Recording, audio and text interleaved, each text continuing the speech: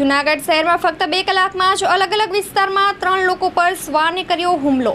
જૂનાગઢ શહેરમાં દિવસે ને દિવસે શ્વાનના હુમલાથી અનેક લોકો ઘાયલ થતા હોય છે, ત્યારે આજે જૂનાગઢ સિવિલ હોસ્પિટલ ખાતે ફક્ત 2 કલાક બાદ શહેરના ગુલિસ્તાન સોસાયટી, દીવાન ચોક તેમજ નોબલ સ્કૂલ પાસે શ્વાને 3 લોકોને બચકા ભરી ઇજાગ્રસ્ત કર્યા હતા। ત્યારે મહાનગરપાલિકા દ્વારા શ્વાનનું ખસીકરણ કરવામાં આવે અથવા શ્વાનને પકડવામાં આવે તેવી માંગ ઉઠવા પામી છે। મહાનગરપાલિકા દ્વારા શ્વાનને પકડવાની કોઈ પણ કામગીરી આજ દિન સુધી કરવામાં આવી નથી, ત્યારે વહેલી તકે લોકોને શ્વાનના હુમલાથી બચવા મનપા દ્વારા કામગીરી કરવામાં આવે તેવી માંગ ઉઠવા પામી છે।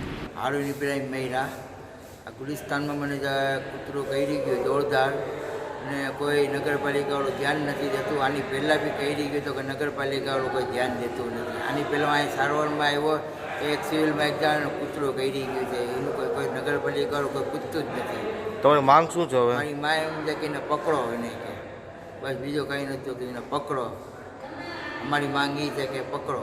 અગાઉ કોઈ આવો બનાવ બન્યા છે? એ પહેલાં બી અગાઉ બન્યો હતો, તો સિવિલમાં અમે લઈ આવ્યા હતા છોકરાઓને, બચ્ચાને કરી ગયું હતું। આ બીજો બનાવ છે મારો।